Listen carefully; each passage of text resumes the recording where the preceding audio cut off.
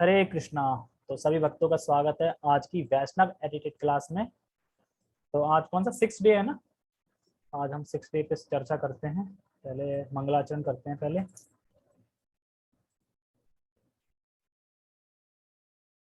Okay. ओम अज्ञानतिमिरान्धस्य ज्ञानञ्जनशलाकया चक्षुरुन्मीलितं येन तस्मै श्रीगुरुवे नमः। श्रीचैतन्यमनोभीष्टं स्थापितं येन भूतले स्वयं रूपः कदा मह्यं ददाति स्वपदान्तिकं।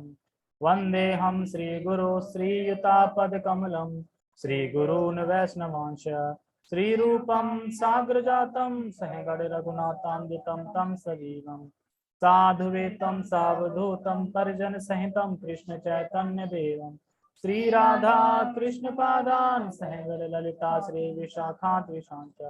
हे कृष्ण करुणा सिंधु दीनबंधु जगतपते गोपेश गोपिका कांता राधा कांता नमस्ते।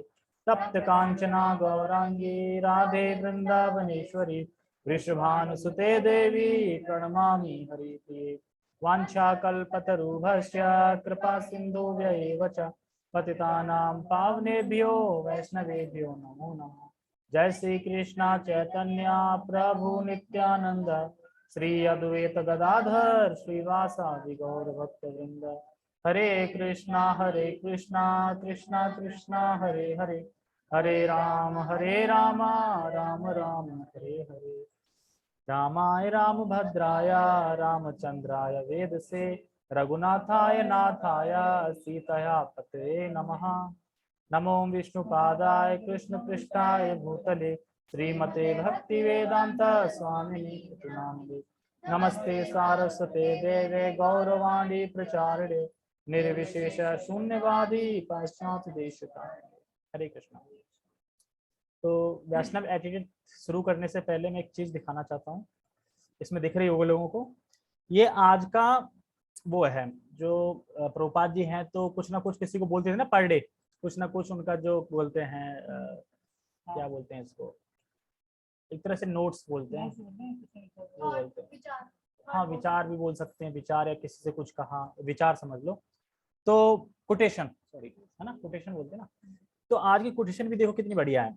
तो इसमें बता रहे हैं, प्रभुपाद जी कह रहे हैं, और आज की डेट की है 16 जून की, यदि आप किसी का कुछ अच्छा किए बिना अथवा उसे कुछ दिए बिना उससे 1 पैसा भी लेते हैं तो आप कर्जदार बन जाते हैं और आपको वह ब्याज और चक्रवृद्धि ब्याज के साथ लौटाना होगा। चक्रवृद्धि ब्याज पता है, ब्याज पे ब्याज, ब्याज पे ब्याज लगने लगता है।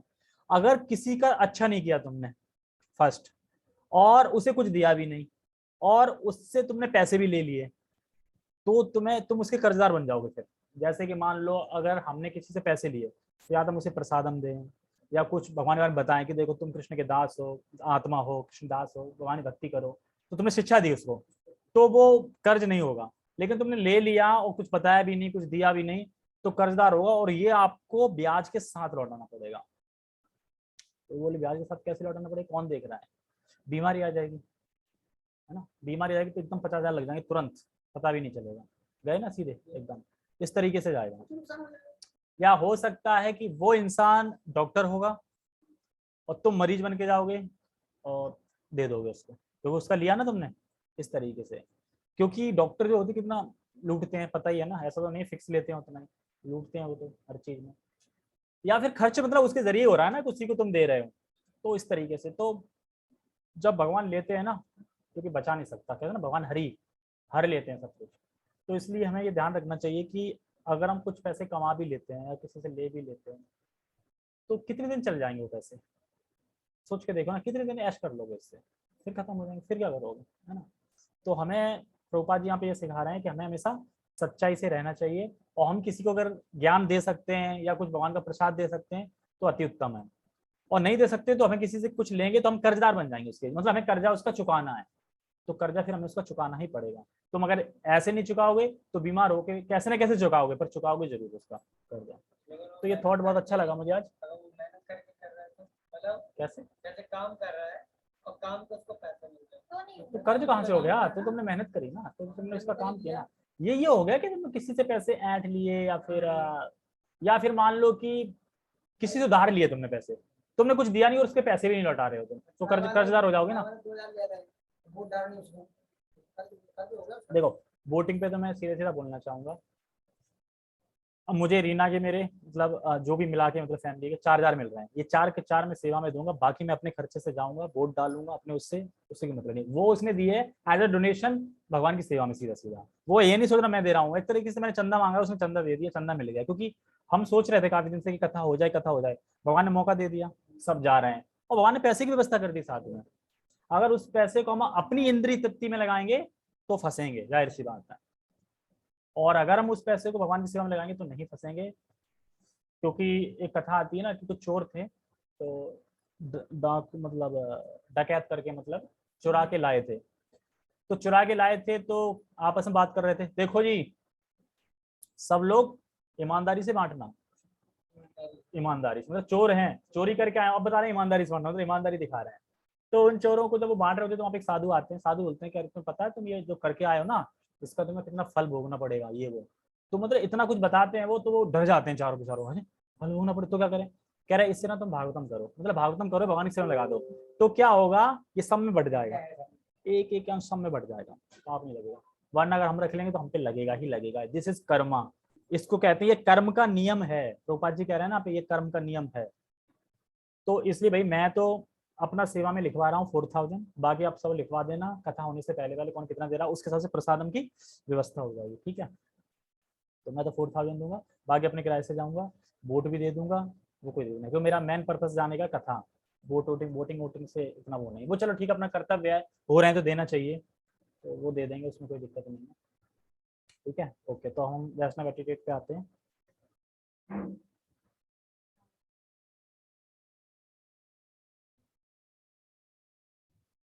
प्रचार, तो एक जो प्रचारक है उसे कैसे रहना चाहिए, कैसे क्या दूसरे लोगों को प्रेरित करना चाहिए प्रचार के लिए, उसके ऊपर है, तो हम प्रचार को पढ़ते हैं, ठीक है। 100 रुपये जमा कर दिए, ठीक है, मेरे आपस में बोल रहे हैं, वो उससे कोई मतलब नहीं है, टॉपिक आपका है किसका है, मैंने तो सुनाई नहीं दिया क्या बोला तुमने, ठीक है। हमारे कार्य तथा हमारा आचरण प्रचार का सर्वोत्तम माध्यम है, क्योंकि हमारे कार्य हमारे शब्दों की अपेक्षा अधिक प्रबलता से बोलते हैं। इस संदर्भ में एक कहावत है, आपके कार्यों की आवाज इतनी अधिक है कि मुझे सुनाई नहीं दे रहा कि आप क्या बोल रहे हैं, समझे। मान लो हम प्रचार कर रहे हैं, तो हमारे बोलने से ज्यादा हमारे जो कार्य हैं उनकी आवाज होती है, ठीक है। जैसे कि मान लो तिलक लगा लिया, कंठी माला पहने हो, आचरण बेकार है, गालियां दे रहे हो, ठीक है, और दूसरे को एकदम दूर नीच समझ रहे हैं, तुम क्या तुम तो नर्क जाओगे ये सब, तो अब वो भले ही प्रवचन अच्छे दे, लेकिन उसके व्यक्तिगत कार्य वो क्या है, वो बेकार है, तो आवाज किसकी ज्यादा होगी, उसके प्रवचन की या उसकी ज्यादा होगी जो वो कार्य कर रहा है उसकी। तो ये प्रभुपाद जी यहाँ पे कह रहे हैं कि हमारे बोलने से ज्यादा हमारे जो कार्य हैं उनकी शब्दों की आवाज होती है। तो जो भी हम प्रचार जिसको कर रहे हैं, तो प्रचार हमारे आवाज से नहीं होगा, हमारे आचरण से होगा, कि ये कैसा आचरण कर रहा है, ये कैसे रह रहा है, उससे होगा। जैसे कि प्रभु जी बता रहे थे एक बार कि वो वृंदावन में गए थे, तो वहां पे 2 डिवोटी थे, थम्सअप लेके जा रहे थे, अब प्रभु जी को देखा तो धोती मुर्दा में थे सबके, प्रभु जी को देखा तो भागने लगे जल्दी जल्दी, क्यों शर्म आ रही है ना, अब थम्सअप दिखाएंगे, थम्सअप तो पीते नहीं स्पॉन वाले, वो भी काली वाली बिल्कुल जहर है। मान लो मिरिंडा होती, लिम्का होती या फिर माजा होती तो चलो एक बात अलग थी। तो अब प्रभु जी कह रहे हैं अरे रुको भाई रुको रुको, हेलो हरे कृष्णा, प्रभु जी रुको, अब वो भग रहे। तो बाद में जब उन्होंने देखा कि अब बोलना ही पड़ेगा, भाग नहीं सकते, तो वो रुक गए। कह रहे वो ना हमारे घर ना मेहमान आए हैं, और तुम्हें तो पता है बच्चे छोटे होते हैं कैसे होते हैं, उनने बोला है कि हमें थम्सअप ही चाहिए। तो वो दिख गया, सामने दिख गया, वो खुद पीना था उनको, मतलब साफ साफ दिख गया खुद ही पीना था, भाग नहीं तो भागते नहीं ना, नहीं तो भागते नहीं। तो हमें इस तरीके से आचरण नहीं रखना है अपना, क्योंकि हमारा आचरण हमें लगता है कोई नहीं देख रहा है, लेकिन देख रहा है। जैसे प्रभु जी एक बता रहे थे कि एक कोई डिवोटी था, तो वो श्री संप्रदाय में कथा सुनने चला गया, क्वेश्चन आंसर का सेक्शन था वहां पे वृंदावन में, वो भी। तो प्रशांत मुकुंद बता रहे थे, प्रशांत मुकुंद प्रभु, तो वो कह रहे थे कि वो सोचा था मुझे कोई नहीं देख रहा, पर जिस टाइम पे वो देखने गया था, जिस टाइम वो क्वेश्चन कर रहा था, उसी टाइम पे कोई वीडियो बना रहा था, और वो वीडियो वायरल हो गई। वो चेन्नई में कहाँ प्रभु जी, वो कहाँ पे पता नहीं कहाँ पे थे, और प्रभु जी कहाँ पे थे, उन्होंने वो देख लिया, और उसी टाइम पे वीडियो पहुंची जब वो क्वेश्चन कर रहा था। तुरंत फोन किया प्रभु जी ने, हरे कृष्णा प्रभु जी कहाँ पे हो आप, कहाँ पे, वृंदावन में हूँ। तो तुरंत उसकी पुल खुल गई, कह रहे मतलब मैंने सोचा भी नहीं था, तुम्हें पता चल गया। तो भक्तों को पता चल ही जाता है कहाँ कौन कॉन्टेक्ट है, कौन वीडियो बना रहा है, कब कहाँ पता चल रहा है कि तुम्हारा इस्कॉन की डिवोटी यही कर रहा था। तो इसलिए हमें ध्यान रखना चाहिए कि हमारा आचरण एकदम करेक्ट होना चाहिए, कोई भी उंगली न उठा पाए। और हमारा आचरण सही होगा जब हम भक्ति अच्छे से करेंगे, और भक्ति अच्छे से करेंगे, आचरण अच्छा होगा तो दूसरे लोग सामने वाले अपने आप जुड़ेंगे, फिर अपने आप होंगे, यार तुम इतना खुश कैसे रहते हो, इतना कैसे है, तो खुद जुड़ेंगे। मान लो कि अगर मैं अभी सुबह मान लो मैं 4 बजे नहीं जग पा रहा हूँ, मैं दूसरे बोलो सुबह 4 बजे जगना चाहिए, तो मैं तो खुद नहीं जग पा रहा हूँ, कैसे बोल रहा है ना। तो मैं ये बोलूंगा 5 बजे जगना चाहिए, मैं 5 से पहले पहले जग रहा हूँ, तो मैं ये बोलूंगा 5 बजे जगना चाहिए, करना चाहिए। तो हम जो कर सकते हैं उतना बोलना चाहिए, बाकी हमारी जो आवाज होती है वो आचरण की आवाज होती है, ना कि बोलने की आवाज। ये प्रभुपाद जी बता रहे हैं। ठीक है, दूसरा पॉइंट, प्रचार का अर्थ केवल अपनी बुद्धिमानी से अथवा वाक पटुता से किसी को परास्त करना ना होकर उसका हृदय परिवर्तन करना है। ऐसा नहीं है कि अब तुम उसे नीच दिखाओ कि देखो मैं ज्ञानी हूं, तुम नीच हो, और अपने बोलने से ये श्लोक वो श्लोक, उसे नीचा दिखाना नहीं है, उसे हराना नहीं है। हमारा लक्ष्य क्या है, उसका हृदय परिवर्तन हो जाए। उसका हृदय परिवर्तन होगा तो वो खुद अपने आप कृष्णा कॉन्शियसनेस को स्वीकार कर लेगा। लेकिन हमारा अगर हृदय परिवर्तन तो कर नहीं रहे हैं, उसको नीचा दिखा रहे हैं, तो वो आएगा तो वो बिल्कुल नहीं जुड़ेगा। तो ये सब बड़ा छोटी छोटी स्मॉल स्मॉल जानकारी है, बताऊंगी। प्रचारक का अर्थ केवल अपनी पढ़ लिया, परंतु स्वाभाविक रूप से इसका अर्थ यह नहीं है कि हम अपना तत्व ज्ञान अच्छी तरह से ना बताएं। तो कह रहे हैं ऐसा नहीं है कि अब हमें खाली उसका हृदय परिवर्तन करना है, हमें नीचे नहीं दिखाना, मतलब ये नहीं कि हम तत्व ही ना बताएं, तत्व बताना है। देखो हम आत्मा हैं और हम कृष्ण के अंश हैं, और हमारा कर्तव्य है कृष्ण की सेवा करना। इतना तत्व से फिलॉसफी बतानी चाहिए, इतनी मतलब फिलॉसफी बतानी है, कि तत्व ही नहीं बता रहे कुछ भी। प्रत्येक भक्त को श्रील प्रभुपाद के ग्रंथों का गहन अध्ययन करके अच्छी तरह जानकर तथा जो नम्रता पूर्वक व ध्यान पूर्वक सुना अथवा पढ़ा है उसे दृढ़ विश्वास से दूसरे के सामने प्रस्तुत करें। पहले खुद पढ़ें सही से अच्छे से, फिर दूसरे के सामने प्रस्तुत करें, अच्छे से पहले पढ़ लें। जैसे कि प्रभुपाद जी कहते हैं गीता को तो ऐसे घूंट घूंट पी लेना चाहिए, फटाक से कोई कहीं से भी कोई श्लोक तुम तुरंत बता दो। गीता तो एक तरह से ऐसे करके है ना, जिसके कहते हैं बेसिक, मतलब पूरे उसका सार है पूरे भक्ति का, उसे तो एकदम रट लेना चाहिए, घोंट घोंट के पी लेना चाहिए गीता को। तो जितनी बार हो सके उतनी बार, खत्म हो गया फिर से स्टार्ट कर दो, खत्म होगी सीरीज फिर से स्टार्ट कर दो, चली रही है इस्कॉन में, पहली सीरीज चली थी, फिर से 25 जून से स्टार्ट हो रही है सैटरडे को, तो करना चाहिए। अन्य कहाँ पे, हाँ, अन्य पुस्तक पढ़ने की अथवा प्रचार कैसे करें या सीखने के लिए अन्य तत्व ज्ञानियों के पास जाने की आवश्यकता नहीं है। आध्यात्मिक गुरु का नम्र सेवक एक सर्वोत्तम प्रचारक है। कह रहे हैं कि मान लो कि तुम्हें प्रभुपाद जी यहाँ पे कह रहे हैं कि प्रचार कैसे करें ये सीखने के लिए तत्व ज्ञानियों के पास जाने की आवश्यकता नहीं है, फलाना बाबा के पास चलेगा तो तत्व से ज्ञान है, उनका जाने की जरूरत नहीं है। आध्यात्मिक गुरु जो है तुम्हारे नम्र सेवक बनना है, वही सर्वोत्तम प्रचार है। मतलब अपने गुरु की सेवा, गुरु मतलब जैसे बोले फॉलो करना, ऐसा नहीं है कि जानना है इसके पास चले गए, उस फलाना बाबा के पास चले गए, ये से इस यहाँ से कुछ पा लिया वहां से पा लिया, ऐसे नहीं करना है। अंततोगत्वा लोगों का हृदय परिवर्तन हमारे शब्दों द्वारा प्रस्तुत किए गए तत्वज्ञान से न होकर जो तत्वज्ञान हम जिस प्रमाण में अपने जीवन में उतारते हैं तथा अपने व्यवहार में साक्षात्कार करते हैं, उसी प्रमाण में हमारे शब्द दूसरों का हृदय परिवर्तन कर सकते हैं। बता रहे हैं मैंने बताया कि मैं 4 बजे जग रहा हूँ, मैं अब मेरे अंदर परिवर्तन आ गया, मैं 4 बजे जग रहा हूँ, तभी तुम्हें दूसरों को बोलूंगा 4 बजे जगो, और तब वो फिर उसका हृदय परिवर्तन होगा। तुम खुद नहीं जग रहे हो, तुम बोलोगे तो परिवर्तन नहीं होगा, क्योंकि तुम खुद नहीं जग रहे हो। सामान्यतः प्रचार करते समय श्रेष्ठता की भावना ना होकर दूसरों की पूरी सहायता करने की नम्र भावना होनी चाहिए। जैसे कि अब प्रभु जी हैं, अब प्रभु जी तो काफी ज्ञानी है, अब वो क्या समझे कि यार ये सब लोग तो टिच्चू मिच्चू हैं, मैं सीनियर हूँ और मुझे ज्ञान ज्यादा है, मैं श्रेष्ठ हूँ इनसे। ये भावना ना हो के क्या भावना होनी चाहिए, नम्र भावना होनी चाहिए, दूसरों की सहायता करनी चाहिए, दूसरों को प्रचार करना चाहिए एकदम नम्र भाव से। प्रचार करते समय हम केवल एक संदेश वाहक की तरह गुरु का संदेश दूसरे तक पहुंचाए, मतलब जो कि लिखा है यथावत उसको प्रस्तुत करना है, अपना कुछ भी ज्ञान उसमें मिलाना नहीं है। जैसे कि बहुत सी कथा होती है ना, जो कि कथा 1.5-2 घंटे कर देते हैं कि श्लोक में बड़ी बड़ी, अब एक के बाद एक पता नहीं क्या क्या बता देते हैं। इतना कुछ ना बता के जो प्रभुपाद जी ने लिखा है जो सामने है उसको बस प्रस्तुत करना है। उसमें अगर कुछ एग्जाम्पल देने हैं समझाने के लिए तो वो दे सकते हैं, बाकी कुछ मिर्च मसाला नहीं मिलाना है। परंतु यह करते समय यह हम अपने गुरु की अपेक्षा अधिक अच्छी तरह से प्रचार कर सकते हैं अगर हम गुरु के संदेश को खाली दोहराएं। यह भावना कदापि मन में न लाएं कि हम जितनी निष्ठा से गुरु के संदेशों का प्रचार करते हैं उतनी ही हमें गुरु कृपा तथा सामर्थ्य की प्राप्ति होगी। ठीक है। हम जिस व्यक्ति को प्रचार कर रहे हैं उसके प्रति क्या क्या होना चाहिए? सहानुभूति, सहानुभूति एवं चिंता दर्शाना अत्यंत आवश्यक है। मतलब कि जब हम किसी को प्रचार कर रहे हैं तो हमें लगना चाहिए कि मैं उसका हितैषी हूँ, उसका अच्छा चाहता हूँ, सहानुभूति होनी चाहिए और चिंता दर्शानी चाहिए कि उसके लिए चिंता है कि तुम, ठीक है, चिंता दर्शानी चाहिए, अत्यंत आवश्यक है। कभी कभी उसकी छोटी मोटी भौतिक समस्याओं का समाधान करने में भी मदद करना अत्यंत आवश्यक है। मान लो कि उसकी कोई फैमिली में कोई भौतिक इच्छा या कोई कुछ दिक्कत है, अब ये नहीं अरे यार तुम तो कहाँ माया में फंसे हो, ये सब छोड़ो, ऐसा कुछ नहीं।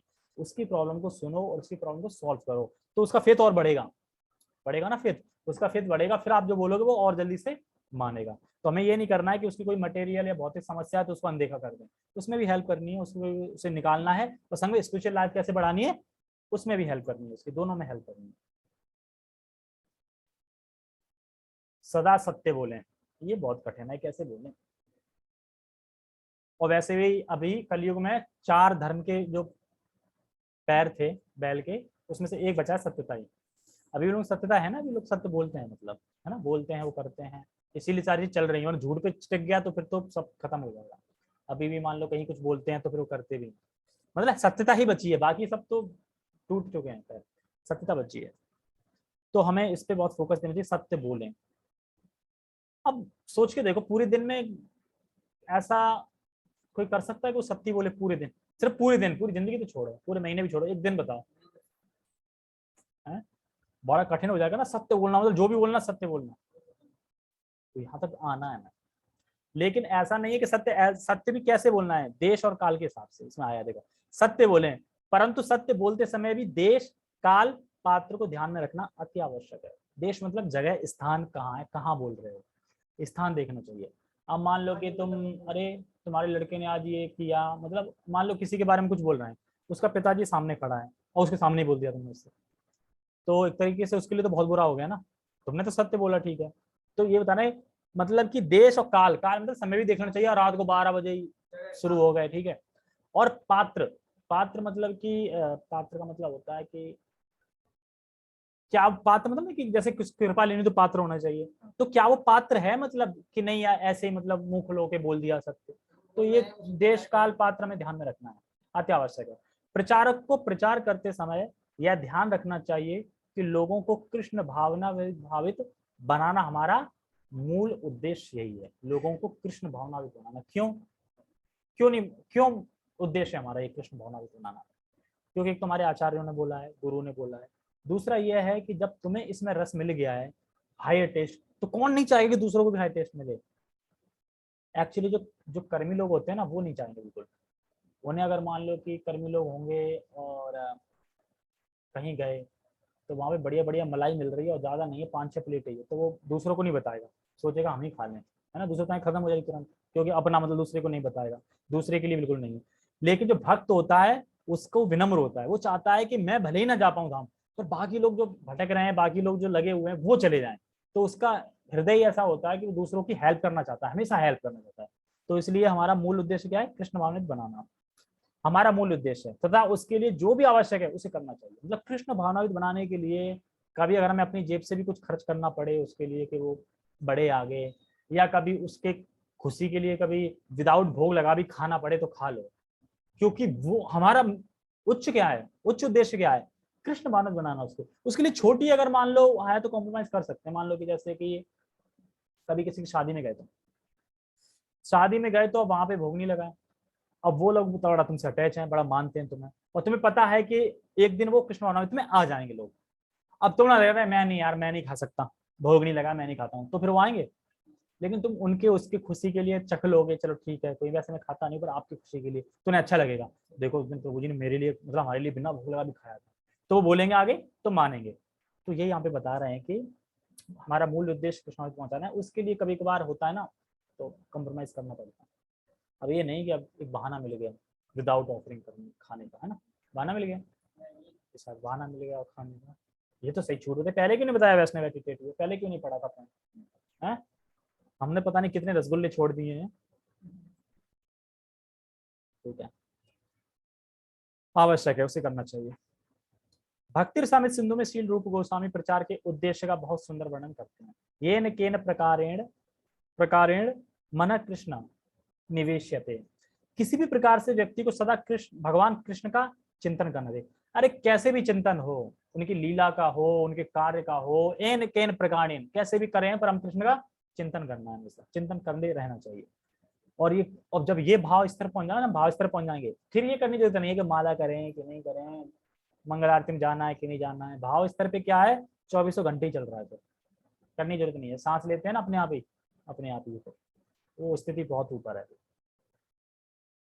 प्रचार करते समय प्रचारक को अपने विचारों को सीमित रखना आवश्यक है। एक उत्तम प्रचारक अलग अलग स्तरों पर भक्तों की आवश्यकता को अच्छी तरह पहचानता है। जिस प्रकार भौतिक जीवन में वकील, डॉक्टर, बैंक, व्यवसायी, इन सभी की आवश्यकता होती है, उसी तरह सामाजिक आध्यात्मिक जीवन में वानप्रस्थी, सन्यासी, इन वैरागी व्यक्तियों तथा उनके साथ साथ ग्रस्तों की भी आवश्यकता रहती है। दोनों प्रकार के भक्त उतने ही महत्वपूर्ण तथा आवश्यक है। दोनों प्रकार के भक्त, हाँ, ये तो गृहस्थ हो गए, सन्यासी हो गए, और ये वानप्रस्थ हो गए, आध्यात्म हो गए, इन सभी की आवश्यकता है। ऐसा नहीं है कि आप ब्रह्मचारी सही श्रेष्ठ हैं, ये तो सब माया में पड़े हैं, गृहस्थ हैं, भोग में पड़े हैं, नहीं, दोनों ही आवश्यक हैं। दोनों ही मिलजुल, देखा ना अपने इस्कॉन में, दोनों ही है ना, व्हाइट वाले भी हैं, रेड वाले भी हैं, दोनों ही है। ऐसा नहीं कि व्हाइट वाले कम नहीं है, व्हाइट वाले भी कम नहीं है, ग्रस्त नहीं है। लेकिन वो एक ग्रस्त वाले, लेकिन ब्रह्मचारी में है कि टाइम में ज्यादा मिल जाता है, बस ये फर्क है। लेकिन ऐसा नहीं है, आवश्यक दोनों में। किसी व्यक्ति विशेष को प्रचार करते समय उस व्यक्ति की कृष्ण भावना में वृद्धि के लिए क्या सर्वोत्तम है, इसका मार्गदर्शन हमें करना चाहिए। मान लो कोई व्यक्ति है, प्रचार करता है, तो हमें ये पता होना चाहिए कि मैं ऐसी क्या चीज करूं, बोलूं इससे, जिससे उसमें कृष्ण में वृद्धि हो। उसको रीडिंग ज्यादा अच्छी लगती है, कि उसको कथाएं ज्यादा अच्छी लगती हैं, कि उसको धाम जाना ज्यादा अच्छा लगता है, किससे वो ज्यादा विकसित प्रगति कर सकता है, तो उस चीज में ज्यादा फोकस देना चाहिए, वो चीज ज्यादा करनी चाहिए। मान लो किसी की शौक है रीडिंग का, और तुम रीडिंग उसे करने नहीं दे रहे, अब तुम कथा सुनो बस, अब उसका मन तो रीडिंग करने का है, तो वृद्धि फिर कहीं नहीं कर पाए। ठीक है।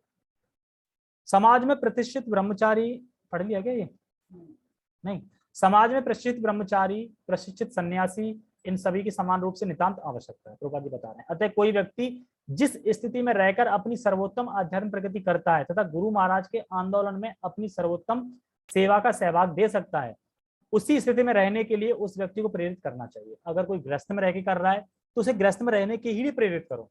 कोई ब्रह्मचारी में ज्यादा कर रहा है, मतलब ऐसे कर रहा है ज्यादा कि वो अकेले, तो उसे फिर ब्रह्मचारी के लिए प्रेरित करना चाहिए। किसी को डिस्टर्ब नहीं करना चाहिए, अगर तुम तो ग्रस्त बन जाओ, या फिर उसको ब्रह्मचारी क्यों नहीं बन रहे। जैसे प्रभुपाद जी एक लेक्चर में कहते हैं कि ग्रस्त जीवन छोड़ने की कोई जरूरत नहीं है, मैंने खुद लेक्चर सुना है, कोई जरूरत नहीं है। ग्रस्त में रह के भी बस तुम 4 नियम का पालन करो, 16 माला का जप करो, गुरु की सेवा करो, और तुम भगवती प्राप्त करोगे। किसी को स्थान छोड़ने की जरूरत नहीं है, जो जिस स्थान में है रह के भक्ति कर सकता है, किसी को किसी स्थान छोड़ने की जरूरत नहीं है। ठीक है, लड़की देख लियो है। ओके, कहाँ पे थे हम? हाँ, यदि कोई गंभीर व्यक्ति प्रामाणिकता से वैराग्य जीवन व्यतीत करना चाहता है, तो उसे निरुत्साहित न करे। मान लो कोई, अब किसी ने गेरुआ पहन लिया, पहन लिया, देखते हैं कितने दिन टिकता है, रखा रह जाएगा, जब याद आएगी तब। तो ये क्या करें, निरुत्साहित कर रहे हैं ना। ठीक है, हमें प्रोत्साहित करना चाहिए कि बेस्ट ऑफ लक, आप अपनी मतलब इस यात्रा को पूरा पूर्ण करें, ऐसा मैसेज देना चाहिए, निरुत्साहित नहीं करना चाहिए। ठीक है। इसी प्रकार यदि कोई व्यक्ति ग्रस्त बनना चाहता है, तो उससे भी हतोत्साहित नहीं करना चाहिए। अरे तुम ग्रस्त बन रहे, पता है बहुत बेकार है लाइफ, पत्नी आके खून चूसेगी, ये करेगी, बच्चे बाल नोचेंगे, ये सब करेंगे, ऐसा भी नहीं करना है। तो अगर उसे अपनी प्रगति ग्रस्त में करना होगा ना, डिपेंड फॉर यू, अगर वो क्या करना चाहता है सामने वाला, मतलब जिसको बनना है, वो ग्रस्त में जाना चाहता है, ब्रह्मचारी जानता है। अगर वो ब्रह्मचारी जाना चाहता है, तो हमें उसमें प्रोत्साहित करना है।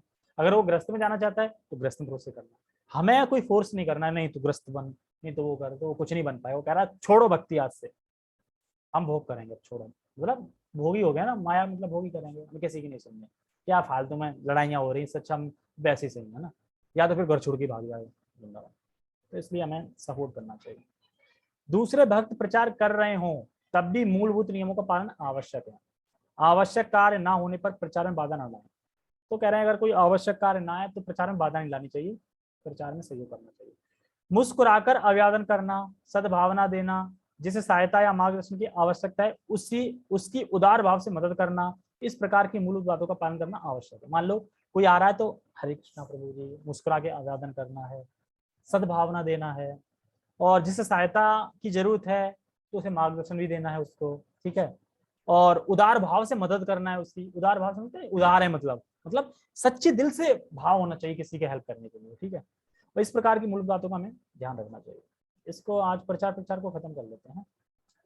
नए लोगों को प्रचार करते समय प्रचारक को ध्यान में रखना चाहिए कि इन्हें प्रचार करना भक्तों को प्रचार करने जितना ही नहीं अपितु उससे भी अधिक महत्वपूर्ण है। जो और भक्त है ना सीधे, उससे भी अधिक महत्वपूर्ण कौन है? जो नए लोग हैं उनको प्रचार करना, क्योंकि उन्हें कुछ पता ही नहीं है ना। अभी तक तो वो ये सोच रहे थे कि जिंदगी क्यों बनी है, ये क्यों आकाश है, क्यों सूर्य क्यों है। सूर्य इसलिए कि मैं कपड़े सूख जाते हैं, इसलिए तो सूर्य कपड़े सूख जाते हैं।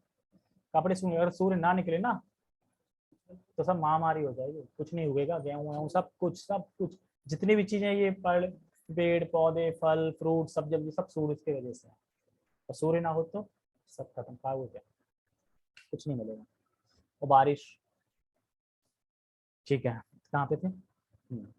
नए भक्तों से बातचीत करके उन्हें घरेलू वातावरण का निर्माण करना चाहिए तथा उनका नए भक्तों का आदर सत्कार करते हुए अत्यंत प्रेमपूर्वक योग देखभाल करें।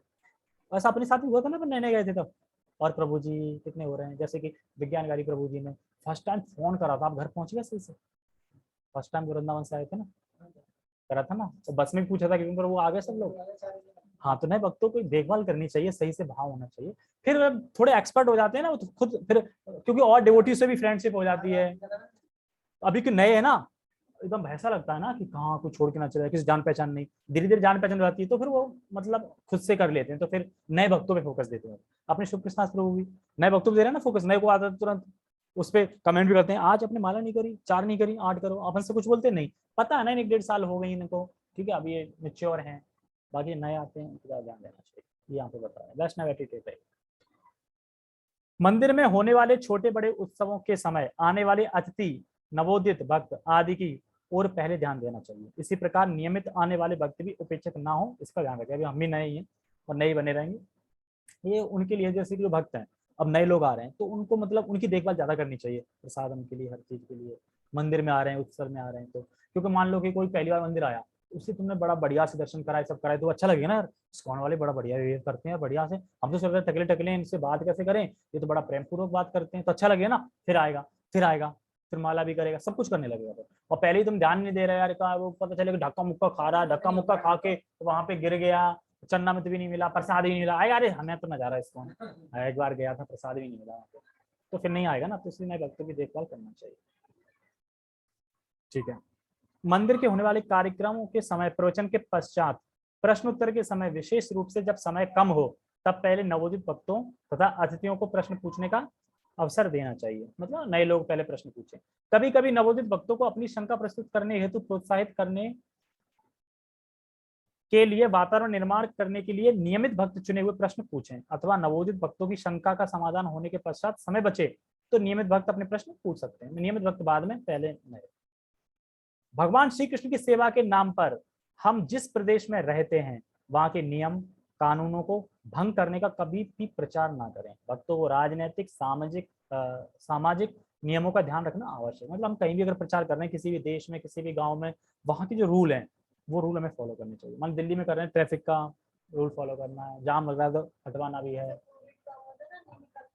हाँ, तो नहीं निकलना, ऐसा नहीं है पहुंच गए नहीं हम तो जाएंगे मंदिर, कैसे हम भगवान को छोड़ दें, तो पता चले पुलिस ने रख लिया, धर लिया और फिर डरे अकेले। नहीं, हमें कानून, क्योंकि जिस तरीके से भगवान ने कानून बनाए हैं हम उनको भंग करते तो यमराज दंड देंगे अपने उससे बढ़िया, उसमें बैठ के आएंगे, भैंसा बैठ के आते हैं ना, आएंगे। और उसी तरह अगर हम यहाँ पे कानून नहीं करेंगे तो भी दंड मिलेगा, क्योंकि यहाँ पे भी तो कानून बना है ना, यहाँ भी तो राजा है ना, वो कानून बनाया उसने, ठीक है। प्रचारक को निर्मल जीवों के प्रति करुणा होना चाहिए तथा अपराध टालना चाहिए। मतलब जो निर्मल जीव है ना, जो निर्मल जीव कैसे बोले, पशु पक्षी की बात हो रही है क्या यहाँ पे? निर्मल जीवों के प्रति करुणा होनी चाहिए। हाँ, मतलब कि जैसे मान लो कुत्ता है और भी हैं जानवर, तो उनमें करुणा होनी चाहिए कि अब ये तो खाने के लिए बने, काट के खा लो इनको, लोग काट के खा लेते हैं, तो उनके लिए तो करुणा होनी चाहिए। मतलब जीवों के प्रति भी हिंसा ना कोई करे, ठीक है। अगर मान लो तुम्हें कुत्ते पे तो नहीं, तो तुम कुत्ते को कुछ कर दिया तो तुम दे लाख डंडा मचा दोगे उसको, करुणा नहीं है ना कुत्ते पे, तो करुणा होनी चाहिए। भक्तों को संकुचित मनोवृत्ति का नहीं होना चाहिए। सभी प्रामाणिक धार्मिक तथा आध्यात्मिक मार्गों का हमें आदर करना चाहिए। जो भी है धार्मिक आध्यात्मिक जो भी मार्ग है उनका आदर करना चाहिए। ऐसा नहीं है कि आप श्री संप्रदाय और भी संप्रदाय तो उसको अपन भर्त्सना कर रहे हैं, नहीं, सबका आदर करो जैसे हम सबका आदर करते हैं ना। कर वो रहे हैं जो हमारे गुरु ने और वैष्णवों ने जो आचार्यों ने बोला है वो, लेकिन आदर सबका करना है। मुख्य रूप से अन्य वैष्णव संप्रदायों का हमें विशेष आदर करना चाहिए। अन्य संप्रदाय, सी संप्रदाय, रुद्र संप्रदाय और कुमार संप्रदाय, तो इनका हमें विशेषकर ज्यादा वो करना चाहिए। क्यों? अगर मान लो कि श्री संप्रदाय ना मिला और तुम उसका बहुत आदर कर रहे हैं तो वो क्या सोचेगा, यार इस्कॉन वाली संप्रदाय कितनी बढ़िया है। ऐसा नहीं सोचते कि हम श्रेष्ठ हैं तुम नीच हो, है ना। अगर ऐसा सोचेंगे तो फिर वो क्या सोचेगा, इसको मतलब संप्रदाय से। तो एक दूसरे का अगर आदर करेंगे तो संप्रदाय सही बनी रहेगी ना, और एक दूसरे को भी सही सपोर्ट भी करेंगे वो, क्योंकि सनातन धर्म तो सारा ही है, चारों संप्रदाय। मान लो यार सनातन धर्म की बात आती है तो चारों इकट्ठे होंगे ना फिर। ऐसा नहीं इस्कॉन है तो इस्कॉन वाले हमारे तो है नहीं सी। जैसे मानो गीता का अपमान हुआ था तो सनातनी के लिए बोला, सनातन मतलब जितने भी चारों संप्रदाय के सब इकट्ठे हो। उसमें इस्कॉन भी है, उसमें मतलब इस्कॉन अपना ब्रह्म संप्रदाय में आ रहा है, तो इस तरीके से। ठीक है, नेक्स्ट एपिसोड में रसोई घर देखेंगे कि रसोई कैसी होनी चाहिए, क्या भगवान को कैसे बनाना चाहिए, भोग क्या करना चाहिए, वगैरह वगैरह। ठीक है, तो सबका बहुत बहुत धन्यवाद बने रहने के लिए। और अभी जाने नहीं है, पहले मैं रिकॉर्डिंग स्टॉप कर दूं। जगत गुरु शील प्रभुपाद की जय। निताय निताय गौर प्रेमानंदे। हरि हरि बोल।